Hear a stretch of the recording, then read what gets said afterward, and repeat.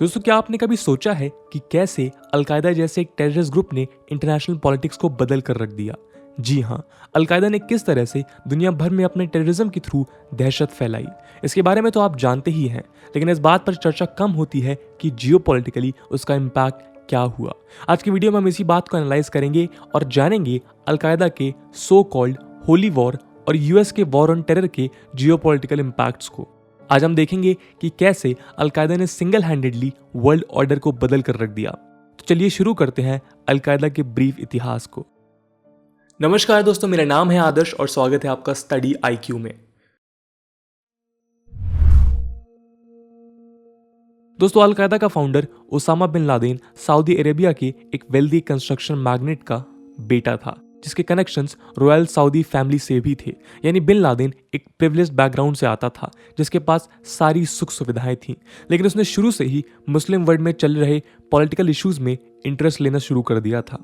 खैर, 9/11 के पहले अलकायदा और ओसामा बिन लादेन को कम ही लोग जानते थे, लेकिन अलकायदा के रूट्स और इतिहास कोल्ड वॉर में 1970s तक ट्रेस किए जा सकते हैं, जब सोवियत यूनियन ने अफगानिस्तान को इन्वेड किया।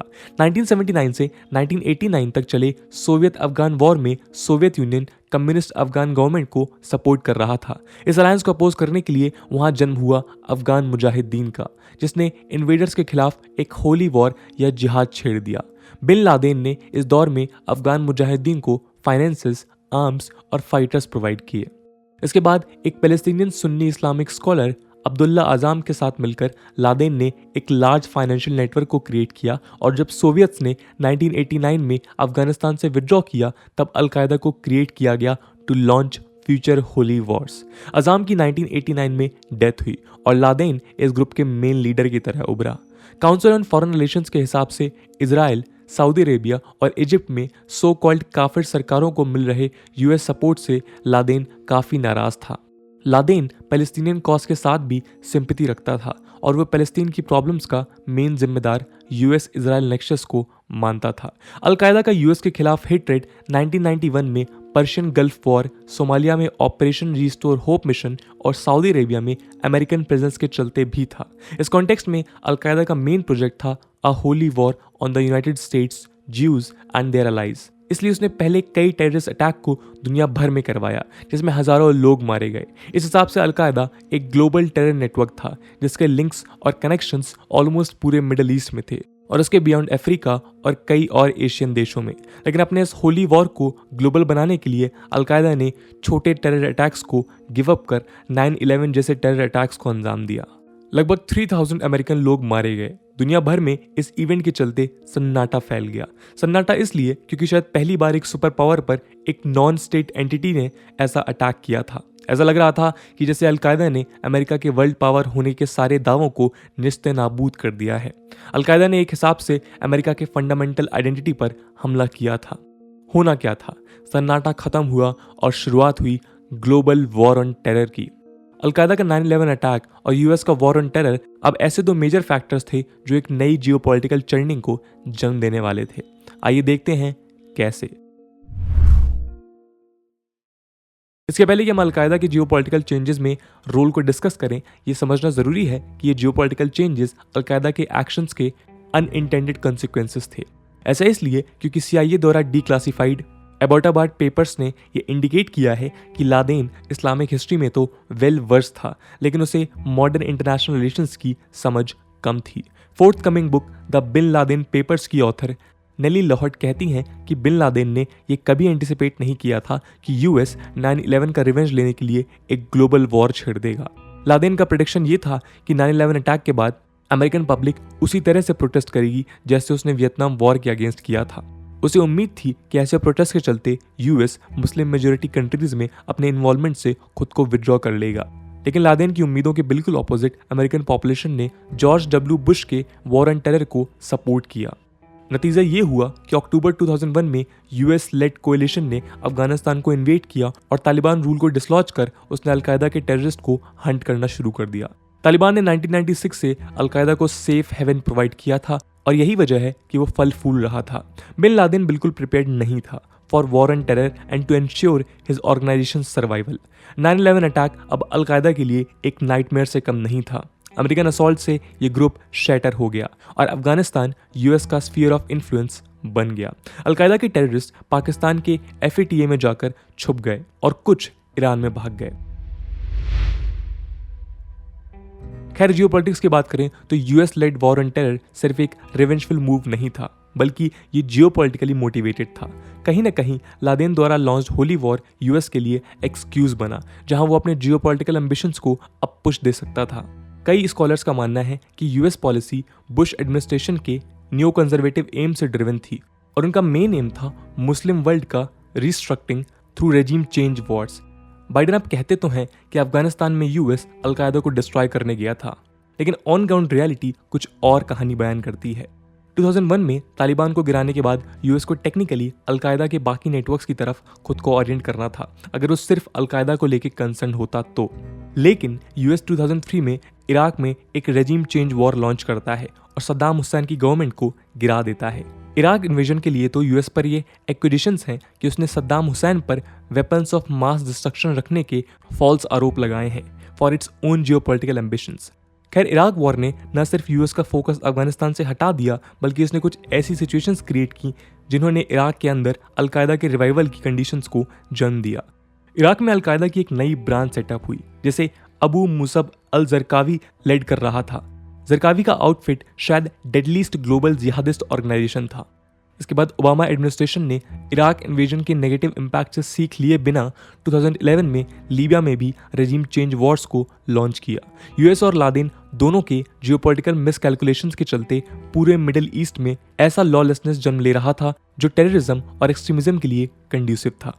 यूएस को लगा कि वो अपनी सुपीरियर मिलिट्री फोर्स से रेजिम्स को चेंज कर वहाँ के जियोपॉलिटिकल सिस्टम्स को रिफॉर्म कर सकता है, लेकिन ये ऑन ग्राउंड होना मुश्किल था, specially in a modern world जहाँ नेशनलिज्म और एंटी इंपीरियलिस्ट आइडियाज काफ़ी ज़्यादा स्ट्रॉन्ग थे। इंपीरियलिज्म के भयावह इतिहास के चलते इंडिजिनस लोग किसी भी फॉरेन इंटरवेंशन को सपोर्ट करने से कतराते हैं, लेकिन इस सेंटिमेंट का फ़ायदा जिहादियों को मिला और क्योस और लॉलेसनेस की कंडीशंस को थ्राइव करने लगे। पोस्ट वॉर इराक ने अगर अलकायदा को एक नया बेस प्रोवाइड किया तो लीबियन क्राइसिस ने अराजकता में अलग अलग मिलिशियाज और गवर्नमेंट्स एक दूसरे के खिलाफ एक कंटिन्यूअस कॉन्फ्लिक्ट में इन्वॉल्व हो गए। मिडिल ईस्ट में लगी आग अब नॉर्थ अफ्रीका तक फैल गई। उधर सीरिया में यूएस ने डायरेक्ट सपोर्ट की जगह एक इनडायरेक्ट प्रॉक्सी वॉर की शुरुआत की अगेंस्ट सीरियन प्रेसिडेंट बशर अल असद। यूएस असद के खिलाफ मिलिटेंट्स और रिबल्स को सपोर्ट करने लगा। सीरिया की रूइन से ही जन्म हुआ एक और खतरनाक टेररिस्ट आउटफिट जिसका नाम था ISIS या इस्लामिक स्टेट। ये बात ध्यान देने वाली है कि इस्लामिक स्टेट के लीडर्स के कनेक्शंस अलकायदा से काफी पहले से थे। दोस्तों, अलकायदा के होली वॉर ने सच में दुनिया को बदल कर रख दिया, जिसका अगला पहलू है मिडिल ईस्ट और वेस्टर्न कंट्रीज की डोमेस्टिक पॉलिटिक्स में बदलाव। रेजिम चेंज वॉर्स ने टेररिस्ट आउटफिट को कई देशों में प्रोलिफरेट करने में मदद किया। इससे इस्लामिस्ट और इस्लामोफोबिक पॉलिटिक्स दोनों में बढ़ोतरी हुई। एक तरफ मिडिल ईस्ट में रेडिकलाइजेशन बढ़ने लगा तो दूसरी तरफ वेस्टर्न देशों में एंटी इस्लामिक सेंटिमेंट्स भी स्ट्रांग हुए। इस पूरे कॉन्फ्लिक्ट में सबसे ज्यादा नुकसान मुस्लिम मेजोरिटी देशों की लोकल पॉपुलेशन का हुआ। हजारों लाखों की संख्या में लोग मारे गए। इस डेथ और डिस्ट्रक्शन के साइकिल ने एक विशियस साइकिल को जन्म दिया जिसे रोक पाना आसान नहीं था। मुस्लिम मेजोरिटी कंट्रीज में भी एंटी अमेरिकनिज्म जन्म लेने लगा और वेस्ट में इस्लामोफोबिया। इसका सबसे मेन कारण था रेफ्यूजी क्राइसिस, जिसने यूरोपियन डोमेस्टिक पॉलिटिक्स को ट्रांसफॉर्म कर दिया। रेफ्यूजी क्राइसिस के चलते मिडिल ईस्ट से लोग अपने इमीडिएट नेबरहुड यानी यूरोप की तरफ माइग्रेट करने लगे। इस क्राइसिस ने यूरोपियन सोसाइटीज में फैले इस्लामोफोबिया को और बूस्ट किया और वहां पर फार राइट पॉलिटिक्स अब एक नए तरीके से स्ट्रांग होने लगी। 2008 फाइनेंशियल क्राइसिस के बाद लगातार यूरोप में populist far right forces strong हो रही थी और इसमें रेफ्यूजी क्राइसिस फ्यूल का काम करने लगी। 2011 से 2015 के बीच लीबियन और सीरियन क्राइसिस के चलते जब रेफ्यूजीज वेस्ट में माइग्रेट कर रहे थे, तभी क्योटिक सिचुएशंस का फायदा उठाकर ISIS ने यूरोप में भी कई अटैक्स को अंजाम दिया। इन अटैक्स ने कहीं न कहीं फार राइट पॉलिटिक्स को और ज्यादा स्ट्रांग किया। रेजिम चेंज वॉर्स टेररिज्म को तो खत्म नहीं कर पाए, बल्कि उन्होंने वेस्ट को पोलराइज और डिवाइड जरूर कर दिया। दोस्तों, अलकायदा के साथ शुरू हुआ जियोपॉलिटिकल ट्रांसफॉर्मेशन धीरे धीरे एक नया मोड़ लेने लगा। ये नया मोड़ था वर्ल्ड ऑर्डर का ट्रांसफॉर्मेशन। जब 1991 में सोवियत का फॉल हुआ और कोल्ड वॉर खत्म हुआ, तब फेमस फिलोसोफर फ्रांसिस फुकुयामा ने अपनी किताब the end of history and the last man में ये अनाउंस कर दिया कि US led liberal world order की आइडियोलॉजिकल वॉर में जीत हुई है। स्कॉलर्स ये दावा करने लगे कि दुनिया में अब सिर्फ एक सुपर पावर है जो उसके रूल्स और रेगुलेशंस को गवर्न करेगा। इसी को हम यूनिपोलर वर्ल्ड ऑर्डर कहते हैं, जहां सिर्फ एक सुपर पावर अपनी मनमानी करने की ताकत रखता है। इस मनमानी के एग्जाम्पल्स हमने इस वीडियो में पहले देखे ही हैं, लेकिन दोस्तों इसी मनमानी ने कहीं ना कहीं यूएस डोमिनेशन को कमजोर भी कर दिया। ये इसलिए हुआ क्योंकि जब यूएस मुस्लिम वर्ल्ड में रजीम चेंज वॉर्स में बिजी था, तब ईस्ट एशिया में चाइना चुपचाप खुद को स्ट्रांग कर रहा था। थ्रू आउट 1990s वो एक मैसिव इकोनॉमिक पावर हाउस की तरह उभरा और 2021 तक वर्ल्ड की सेकेंड लार्जेस्ट इकोनॉमी बन गया। चाइना की रैपिड राइज का इफेक्ट उसकी मिलिट्री पावर में भी देखने को मिला, जो आज पूरे साउथ चाइना सी और इंडियन ओशन में भी खुद को असर्ट करने में लगी हुई है।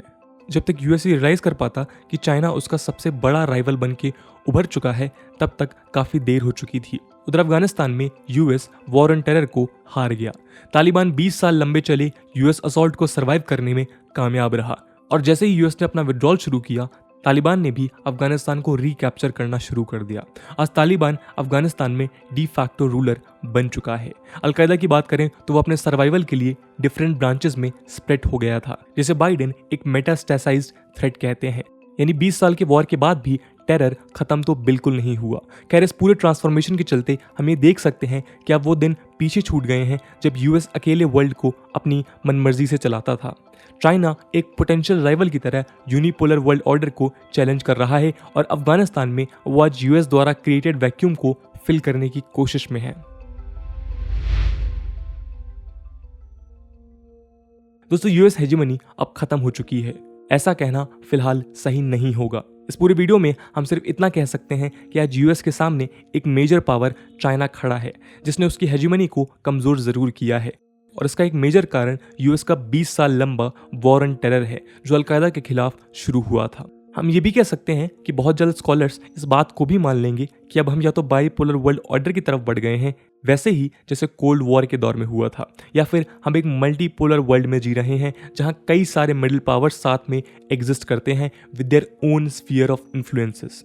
इसके अलावा नोट करने वाली बात यह भी है कि आने वाले समय में सबकी नजरें अफगानिस्तान पर होगी, जहां आज भी अलकायदा, आईएसआईएस और कई छोटे टेरर ग्रुप्स ऑपरेट कर रहे हैं। इस बात पर सबकी नजर रहेगी कि एक चाइना पाक नेक्सस और पोस्ट यूएस दौर में अफगानिस्तान की पॉलिटिक्स किस तरह से दुनिया को इम्पैक्ट करेगी। तो दोस्तों, ये थी कहानी अलकायदा की और कैसे अलकायदा ने वर्ल्ड ऑर्डर को डिसरप्ट किया है। आई होप आपको वीडियो पसंद आई होगी, और अगर पसंद आई है तो अपने दोस्तों के साथ शेयर करना मत भूलिएगा। हम मिलते हैं अगले वीडियो में, तब तक के लिए जय हिंद, जय भारत।